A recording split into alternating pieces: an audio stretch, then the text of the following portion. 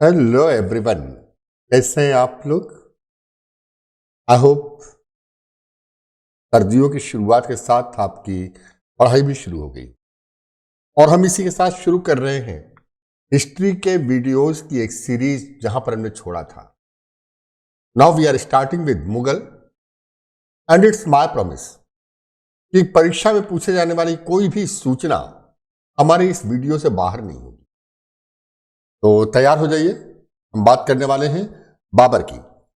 बाबर जिसका मूल नाम था जहीरुद्दीन मोहम्मद बाबर, जन्म हुआ 14 फरवरी 1483। आप याद कर सकते हैं वैलेंटाइन डे पर। और जगह थी फरगना का आखशी शहर। फरगना की राजधानी अंदीजान थी, लेकिन बाद में इसके पिता ने राजधानी आखशी में कर ली थी, सिहोन नदी के तट पर। पिता का नाम उमर शेख मिर्जा और मातृपक्ष मां का नाम था कुतलुग निगार खानम। वो चंगेज खां के वंश से 13वीं पीढ़ी की थी और पितृपक्ष से तैमूर लंग से संबंधित था ये, और 5वीं पीढ़ी से। That was 8th of June 1494। कुल 13 साल का था बाबर जब उसके पिता उमर शेख मिर्जा कबूतर उड़ाते हुए छत से गिर पड़े और मर गए। अब बाबर का राज्यारोहण हुआ बहुत कच्ची उम्र में। इस समय उसकी दादी एहसान दौलत बेगम उनकी मुख्य सहायिका बनी। बाबर के समरकंद बाबर के सपनों का शहर था। उसके पूर्वज तैमूर लंग का शहर था जिसे उसने बड़ी शिद्दत से सजाया था। नतीजन 1496 में पहली बार उसने समरकंद पर अधिकार करने की कोशिश की, असफल रहा। लेकिन बाबर उनमें नहीं था जो असफल होने के बाद रुक जाएं। 1597 में बाबर ने समरकंद जीता और अपनी जीत का जश्न मना रहा था कि उसे सूचना मिली कि फरगना में विद्रोह हो गया। फरगना का विद्रोह दबाने के लिए गया। फरगना से भी हारा, समरकंद से भी हारा, और वो लाइन है कि ना खुदा ही मिला ना विसाले सनम। अब बाबर की एक यायावर, युवराज होते हुए भी एक यायावर के तरीके से यात्रा शुरू हुई। मैंने बताया बाबर हारने वाला नहीं था। 1499 में बाबर ने फरगना पर फिर से अधिकार किया।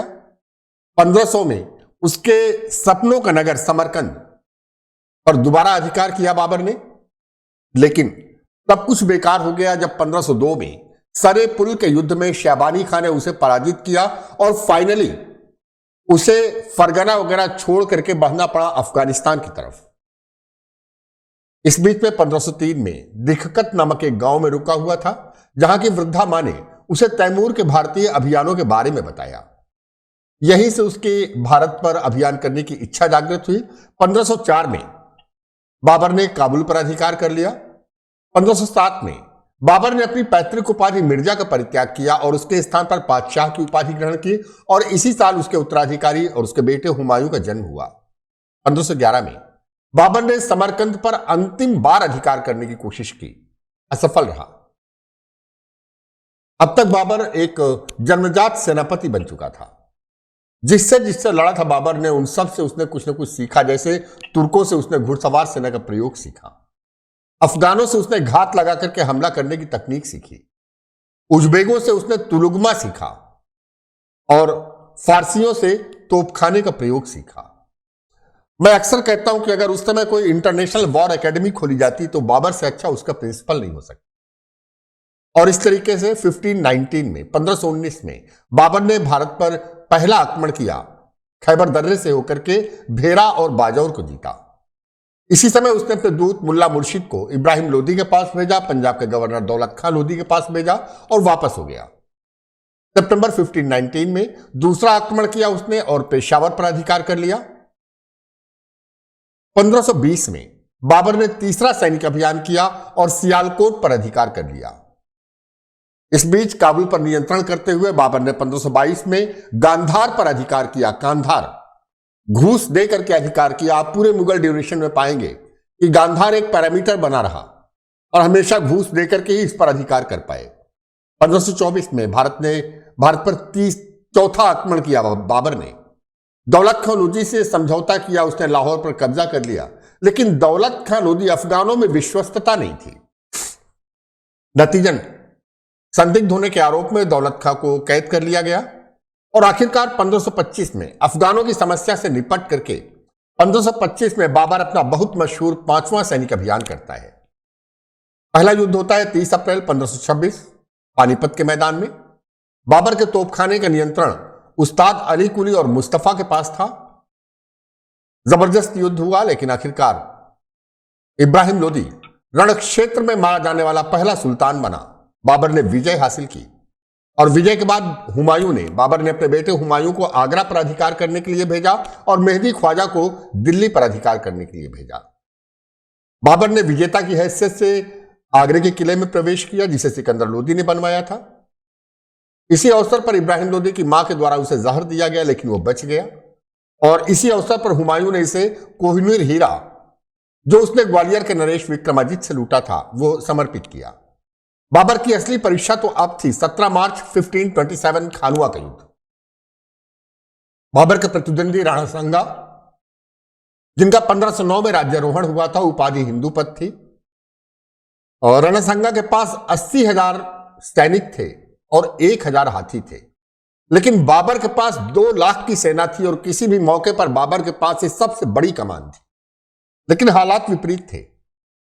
एक ज्योतिषी मोहम्मद शरीफ ने भविष्यवाणी की थी कि इस युद्ध में बाबर की पराजय होगी। उसके अमीर घर जाना चाहते थे। तभी बाबर ने एक ओजस्वी वक्तव्य देते हुए इस युद्ध को जिहाद बताया, मुसलमानों से तमगा कर न लिए जाने की घोषणा की और फिर कभी शराब न पीने का संकल्प लिया। कहते हैं कि इतनी शराब बहाई गई खेमे में कि कीचड़ ही कीचड़ हो गया था। आखिरकार धार्मिक उन्माद के रथों पर चढ़कर बाबर ने 17 मार्च 1527 को खानुआ के युद्ध में निर्णायक विजय हासिल की और विजय के बाद उसने गाजी की उपाधि धारण की। बड़ा पैशाचिक तरीका था ये। शवों की मीनार बनवाई जाती थी और उसके पास खड़े होकर गाजी की उपाधि। मेरी समझ में नहीं आता कि शवों की सड़ती हुई गंध के पास कैसे कोई खड़ा होता होगा। एनीवे, अब बचे थे मेदिनी राय, जिन्हें किंग मेकर ऑफ मालवा कहा जाता था। 21 जनवरी 1528 चंदेरी का युद्ध, कुल आधा घंटे चला युद्ध और मेदिनी राय पराजित हुए। राजपूती परंपरा का अनुकरण करते हुए राजपूतों ने केशरिया बाना पहना और महिलाओं ने जौहर किया। बाबर के अभियानों के दौरान जौहर का यह एकमात्र उदाहरण है। 6 मई 1529 बाबर अपने जीवन के अंतिम युद्ध में था। इब्राहिम लोदी का एक रिश्तेदार था महमूद लोदी, जिसने बंगाल के नुसरत शाह से संधि कर ली थी और अब दोनों सेनाएं घाघरा के तट पर युद्ध के मैदान में थी। इब्राहिम लोदी का रिश्तेदार महमूद लोदी पराजित हुआ। बाबर ने बंगाल के शासक के साथ संधि की। नुसरत शाह से बहुत प्रभावित था, उससे थक भी गया था बाबर। नशे का भी प्रभाव था। कुछ इब्राहिम लोदी की जो मां थी जिसने उन्हें जहर दिया था, कुछ उसका भी प्रभाव था। और एक कहानी भी कही जाती है कि बाबर ने शायद अपने बेटे की बीमारी अपने सर पर मोल ली थी। तो ऑन 26 दिसंबर 1530 बाबर का 48 वर्ष की उम्र में देहांत हुआ और बाबर की इच्छा अनुसार उसके शव को आरामबाग काबुल में दफनाया गया। बाबर की अपनी आत्मकथा है तुजु के बाबरी, जो तुर्की भाषा में लिखी गई है और बड़ी ईमानदारी से बाबर ने अपने एक एक संस्मरण का जिक्र किया है। बाबर ने भारत के सबसे प्रबल शासक के रूप में गुजरात के बहादुर शाह का नाम लिखा है। यद्यपि बाबर बंगाल के नुसरत शाह से बेहद प्रभावित था। So this was all about Babur. वे सभी सूचनाएं जो कहीं भी पूछी जा सकती हैं बाबर के बारे में। इस वीडियो को प्लीज लाइक करिए, शेयर करिए। चैनल अगर देखा नहीं है तो पहली बार देख रहे हैं तो सब्सक्राइब करिए। जल्द मिलेंगे आपसे अगले वीडियो के साथ हुमायूं। तब तक वीडियो देखिए और शेयर करिए। जय हिंद, जय भारत।